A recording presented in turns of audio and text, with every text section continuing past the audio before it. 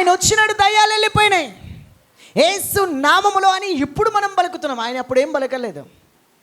నువ్వు దేవుని కుమారుడు అయితే ఈ రాయిని రొట్టె చేసుకొని తిను. మనుషుడు రొట్టె వలన మాత్రం కాదు కానీ దేవుని నోట నుండి వచ్చు ప్రతి మాట వలన బ్రతుకుతారు. నోరు మూసుకున్నాడు. ఈ దేవాలయం మీద నుంచి దూకు, నీ ప్రభువు అయిన దేవుని నువ్వు శోధించవద్దు. గద్దించినాడు, వాడు విడిచి వెళ్ళిపోయినాడు. దేవునికి స్తోత్రం. అందుకే యేసయ్య ఏమంటాడో తెలుసా? క్రొత్త నిబంధన పరిచర్యలో లూకా 10:19 ఇదిగో పాములను తేళ్లను తొక్కుటకు శత్రు బలమంతటి మీద నేను మీకు అధికారము అనుగ్రహించి ఉన్నాను, ఏదియు మీకు ఎంత మాత్రమును హాని చేయదు. రోమా 16:20 సమాధానకర్తయగు దేవుడు సాతానును మీ కాళ్ళ కింద, నా కాళ్ళ కింద అని చెప్పలేదు దేవుడు. ఎవరి కాళ్ళ కింద? మీ కాళ్ళ కింద శీఘ్రముగా చితక ద్రొక్కించును. ఆల్రెడీ వాడు బ్రెయిన్ డ్యామేజ్ పర్సన్. ఎందుకంటే సిలువలో అపవాది క్రియలన్నీ లయపరచబడ్డాయి. 1 యోహాను 3:8 రాయబడి ఉంది, అపవాది క్రియలను లయపరచుటకు దేవుని కుమారుడు ప్రత్యక్షమాయన. ఆల్రెడీ వాడి క్రియలు లయపరచబడ్డాయి. ఆదికాండం 3:15 రాయబడి ఉంటుంది, స్త్రీ సంతానమునకు నీ సంతానమునకు వైరము కలగజేస్తా. స్త్రీ సంతానము, ఆయన స్త్రీ సంతానముగా పుట్టినాడు. ఎవరు? నజరేయుడైన యేసుక్రీస్తు. హల్లెలూయా. నీ సంతానం అంటే సర్పము సంతానమునకు, దయ్యానికి. స్త్రీ సంతానం అంటే దేవుని సంతానం. స్త్రీ సంతానానికి దయ్యము సంతానానికి వైరము కలగజేసేదను.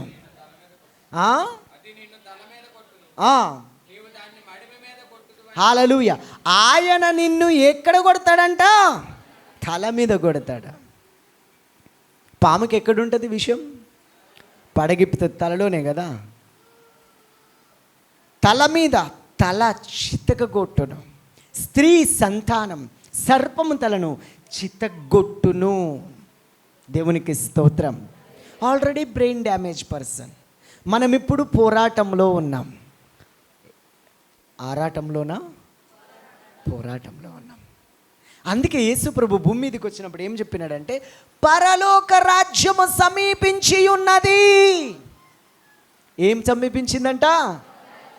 ఒక రాజ్యం ఉన్నది, ఆ రాజ్యానికి అంతము లేదు, ఆ రాజ్యము నిత్యమైనది. అక్కడ కన్నీరు లేదు, ఆకలి లేదు, దుఃఖము లేదు, ఏడుపు రోదన లేదే లేదు, సూర్యుడు చంద్రుడు అక్కరలేదు. దేవుడే వెలుగై ప్రకాశిస్తున్నాడు. దివారాత్రులు దాని గుమ్మములు ద్వారములు వేయబడవు. అక్కడ మహిమ నివాసం ఉంది. కోట్ల కొలది కెరూబులు, సెరాపులు, పరిశుద్ధులు, బంగారు వీధులున్నాయి. అదొక మహిమకరమైన ప్రదేశం. అది దేవుడు ఉండే స్థలం. పరలోక మహిమ, ఆయన ఉండే స్థలం సమీపించింది అంటే అర్థమైంది, పరలోకమే వెదికి ఈ మట్టి మనిషి దగ్గరికి భూలోకమునకు వచ్చింది. దేవునికి స్తోత్రం. హల్లెలూయా. అందుకే ఆయన అన్నాడు, పరలోక రాజ్యం సమీపించింది, మారు మనసు పొందండి, మీ పాపముల నుండి తిరగండి. ఇది మిక్కిలి అనుకూల సమయం, రక్షణ దినం.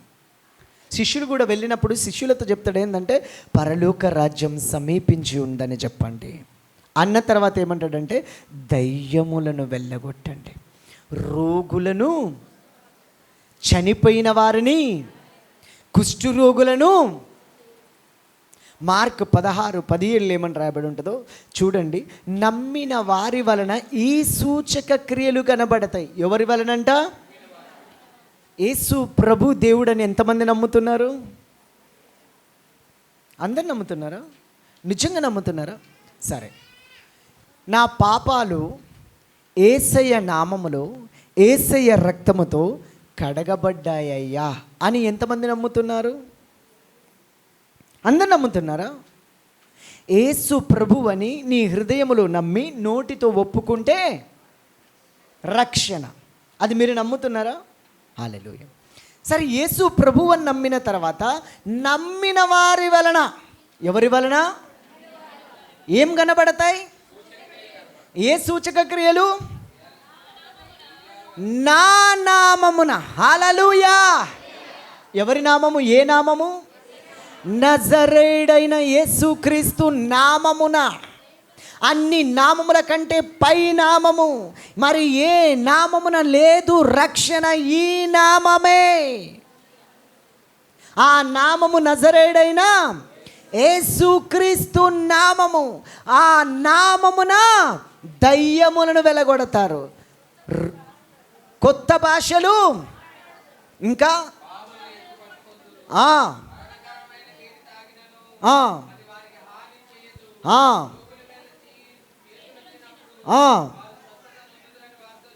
హల్లెలూయా. మీరు నమ్మినారు కదా, దేవునికి స్తోత్రం, దేవునికి మహిమ కలుగునుగాక. ఈ భూలోక రాజ్యంలో పరలోక రాజ్యాన్ని మోసుకొని పోవడం, తీసుకొని పోవడమే క్రైస్తవ జీవితం. యెషయా గ్రంథం 49:6 ఒకసారి చూడండి. భూదిగంతముల వరకు నేను కలగచేయబోవు రక్షణకు సాధనముగా ఉండుటకై అన్యజనులకు వెలుగై ఉండునట్లు నేను నిన్ను భూమి యొక్క అగాధ స్థలములలో రహస్యమందు ఆయన నన్ను నిర్మించినాడు. ఎందుకు నిర్మించినాడు? భూదిగంతముల వరకు నేను కలగజేయబో రక్షణకు సాధనముగా ఉండడానికి. సౌలు పౌలుగా మార్చబడినప్పుడు అననీయతో అదే మాట చెప్తాడు.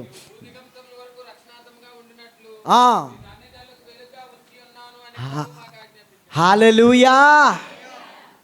దేవునికి మహిమ కలుగునుగాక. భూదిగంతముల వరకు నేను కలగజేయబో రక్షణకు సాధనముగా నీవు ఉండాలి. ఇంకేంటో తెలుసా? అన్యజనులకు నీవు వెలుగుగా ఉండాలి. దేవునికి మహిమ కలుగునుగాక.